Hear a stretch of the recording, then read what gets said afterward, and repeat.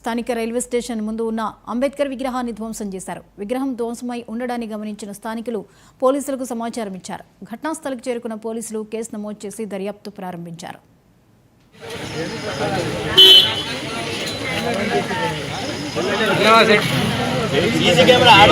వ్యవస్థ ఎంత దుర్మార్గమైందో దానికి విభిన్నంగానే అంబేద్కరిజం, ప్రజాస్వామ్యం, డెమోక్రసీ, రాజ్యాంగం, భారత రాజ్యాంగం ప్రపంచంలోనే అతిపెద్ద రాజ్యాంగం, అతిపెద్ద ప్రజాస్వామ్య భారతదేశానికి రాజ్యాంగాన్ని ఇచ్చినటువంటి మహనీయులు డాక్టర్ బాబాసాహెబ్ గారి ఏదైతే ఈ విగ్రహాలను ధ్వంసం చేస్తున్నారో ఈ మధ్యకాలంలో మొన్న పరిగి నియోజకవర్గం కులచంద్ర మండలం పుట్టపాడు గ్రామంలో ఇదే ఘటన జరిగింది.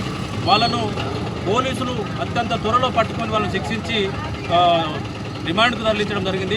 వికారాబాద్ జిల్లా పోలీస్ యంత్రాంగాన్ని కూడా ఇక్కడ నియోజకవర్గంలో ఉన్నటువంటి పోలీస్ యంత్రాంగం కూడా తొందరగా స్పందించి ఎట్టి పరిస్థితుల్లో వాళ్ళని వదిలిపెట్టేది లేదు. సీసీ కెమెరాలు ఆల్రెడీ నాకు తెలిసి ఈ పాటికి దొరకొచ్చు వాళ్ళని కఠినంగా శిక్షించి, ఎందుకంటే ఈ జిల్లా నుంచే ముఖ్యమంత్రి అయినరు, ఈ జిల్లా నుంచే శాసన సభాపతి అయినరు, రాజ్యాంగబద్ధమైనటువంటి పదవిలో ఉన్నటువంటి స్పీకర్ గారు ఈ కాన్స్టిట్యున్సీ వాసులు కాబట్టి ఖచ్చితంగా ఇలాంటి ఘటనలు పునరావృతం కాకుండా వాళ్ళని కఠినంగా శిక్షించాల్సిన అవసరం ఉందని చెప్పేసి కుడి చేతిని ఎవరో దుండగులు, ఎవరో దుర్మార్గులు మరి విరగొట్టడం జరిగింది.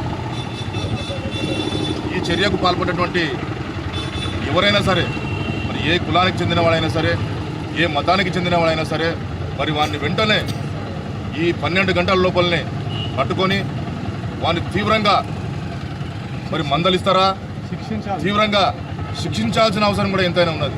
మరి ఎంతటి తీవ్రమైనటువంటి శిక్షలు మన భారతదేశంలో ఉంటే మరి అంతటి తీవ్రమైనటువంటి శిక్షలు పెట్టి మరి అట్లాంటి తీవ్రమైన సెక్షన్లు కూడా పెట్టి మరి వారిని వెంటనే పట్టుకొని ఆ దుర్మార్గుని మరి ఈపులు వలగొట్టి మరి జైలు వరకు పంపించాల్సిన అవసరం ఉన్నది.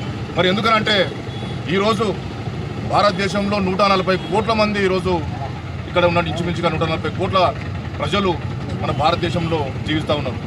మరి ఇంతటి ప్రశాంతమైన వాతావరణం కానీ లేదంటే ఈ వ్యవస్థ కానీ మరి ఇంత చక్కగా ఈరోజు నడుస్తున్నదంటే దాని అంతటికీ కారణం కూడా డాక్టర్ బిఆర్ అంబేద్కర్ గారు. మరి ఆ రోజు భారతదేశానికి స్వాతంత్రం రావడానికి కారణం మరి వారే. మరి భారతదేశానికి స్వాతంత్రం వచ్చిన తర్వాత మన భారతదేశంలో ఉన్నటువంటి చట్టాలు కానీ లేదంటే భారతదేశం ప్రజలు కానీ మరి ఏ విధంగా వ్యవహరించాలి, మరి ఎవరికి ఎలాంటి హక్కులు.